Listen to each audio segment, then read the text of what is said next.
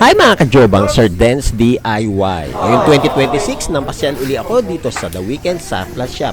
At kita nyo yung mga available dito. Ano to? Lata owner. At syempre, meron ding mga go-kart. Ayan kagaya nito. Testing nga. Okay At isa pang go-kart. Uy, 2,000 lang Ano yun? 1970s go-kart. So, ibang malaman ko ano pang available dito. Pero bago yan, mag-intro muna tayo.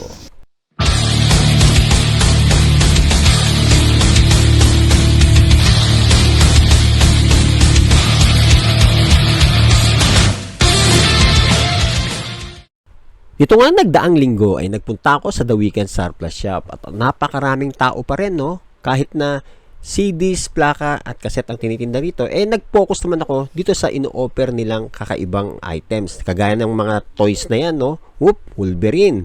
Uy, kay Thanos. Matanos ba ang ilong ni Thanos? At syempre, nag-isip bata ako kahit sandali lang, Thanos kong Wolverine. Anong tawag sa akin? Di, Tanolverine. Sobrang kapangyarihan na yun. At syempre, nagbalik ako sa pagkabata nung late 80s hanggang early 90s. Napapanood ko to sa Channel 9. Sino nakapanood dito sa Channel 9? Si Astro Boy. Uy, authentic to. Tingnan natin. Ayun. Hapon, Talagang original na Astro Boy itong binibenta dito sa The Weekend Surplus Shop.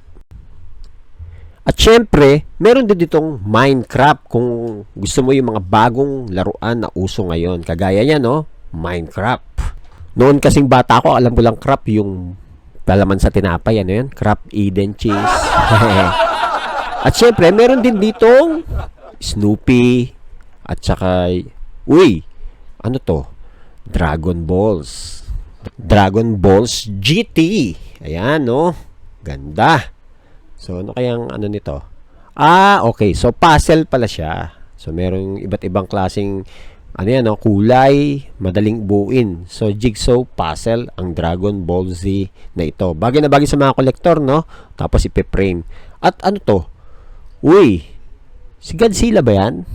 Oo nga, si Godzilla. Nakakatakot to. Diba? Ganda, Gomang-goma. Uy, Stormtrooper? Ayan, Stormtrooper ang tawag dito. At syempre, kung merong kulay dilaw, alam niyo na kung sino to. Si Bumblebee. Ganda, di ba? Ganda ipatong yan sa mga display yan o sa lamesa.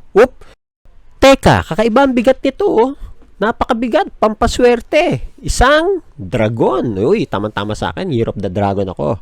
At sino naman to? Parang komedyante, Hindi ko kilala kung sino to. Paki-comment kung sino yan, May peso sign, Parang komedyante, parang si Pepe Pimentel ng Kwarta o Kahon. Natatandaan nyo ba yan? Oops, teka, Shohoku. Sino ba yung number 11 sa Shohoku? Si Rukawa ba? Kasi yung number 10, si ano yun di ba? Sakuragi. Ayan, Shohoku. Ng Slam Dunk, syempre. Inaabangan ko yan dati sa Channel 7. Ninjago. Ayan, yung mga mahilig sa Ninjago. Maraming Ninjago dito, Wala namang ninja stuff, di ba? At eto mga sumunod, paki-comment nyo, hindi ko kilala Sino ba to? Shider? Ay, hindi. Eto, hindi ko rin kilala. Pasensya na kayo Paki-comment nyo lang. Hindi naman talaga ako toy enthusiast. Ang kilala ko lang dati si Rainbow Bright. Kilala nyo ba yun? Eto, hindi na ako pwede magkamali dahil nakasulat naman pangalan. Tsaka kilalang kilala to. Si Harry Potter. Paano ba ibigkasin? Harry Potter. Harry Potter. Hindi ko kaya talaga. Ito, alam na alam ko to. Isang skateboard. Napakalinis, Pwede nga pan-display to, Nasa ibabaw ng yung man cave, o kahit sa speaker. At ito naman, maganda to. IQ Digits. Magandang laro to, Pampatalino, di ba? Bagay na bagay ang laro yan. Tapos nangangain ka ng nilagang mani. Ewan ko lang kung di ka pa tumalino nun.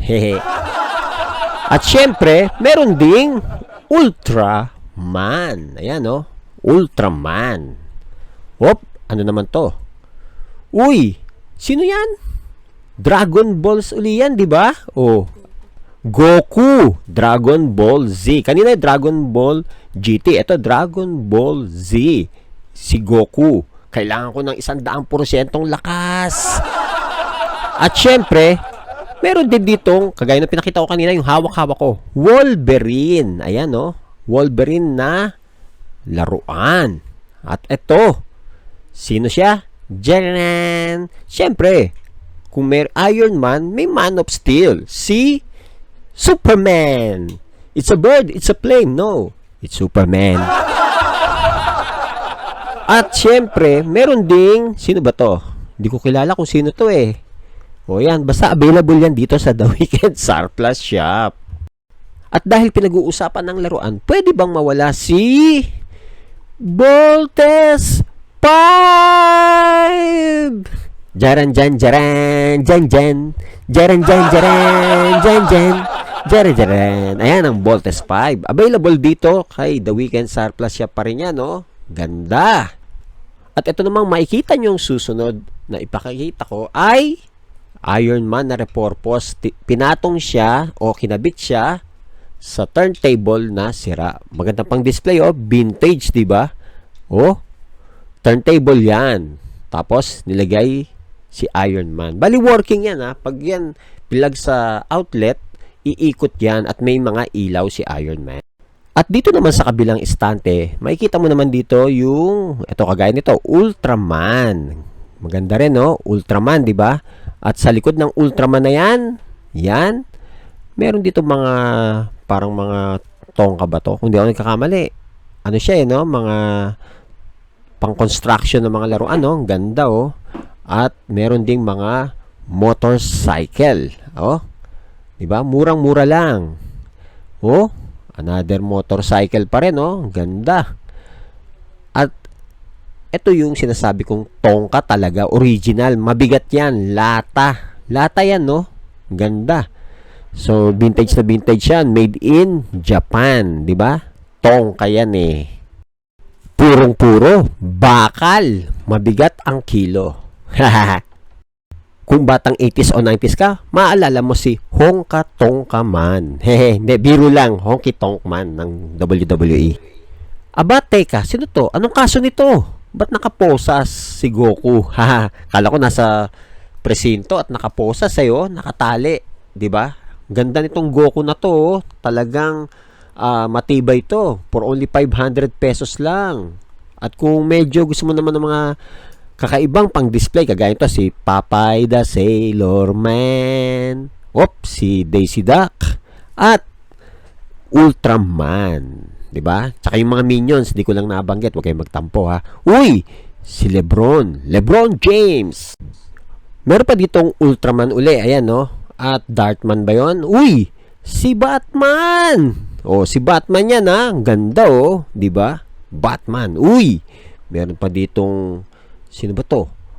Parang di battery 'to, Bungo, 'di ba? Bungo. Skull. Ayan, working 'yan, battery operated. Diba? Galing. Uy, meron din ditong truck na meron pa box, di ba? So vintage na vintage 'yan. Teka, commercial tayo. Dito sa Vintage Surplus Shop, marami rin mga K-pop na CD rito. Ayan, anime CD, marami rin. At sa tabi niyan, nandirito yung Bumblebee to, di ba? Bumblebee at mga robot. Ayan, vintage robot. Yan, working, for only 800. Di battery yan, ha? Ayan, mga robot na yan, sari-saring mga vintage robots. Kung ang hanap mo robot na vintage, ayan, punta ka na dito sa The Weekend Surplus Shop. Mura lang ang halaga kasi dito sa The Weekend Surplus Shop. Kaya naman, patuloy na dinadagsa to ng mga tao. Tuwing Sabado at Linggo, open to. Located siya sa Nueno Avenue, Barangay Poblacion, Imus City. Malapit sa Imus Public Market at Lotus Mall. Kaya kung kayo bago lang sa aking channel, invite ko kayo to like, subscribe, and hit the notification bell para lagi kayong updated sa aking mga susunod na video. Ako po si Sir Dance DIY na laging nagsasabing ang musika ay buhay kaya lagi nating iingatan. Babush, paalam. Ito pa ang ibang available dito sa The Weekend Surplus Shop.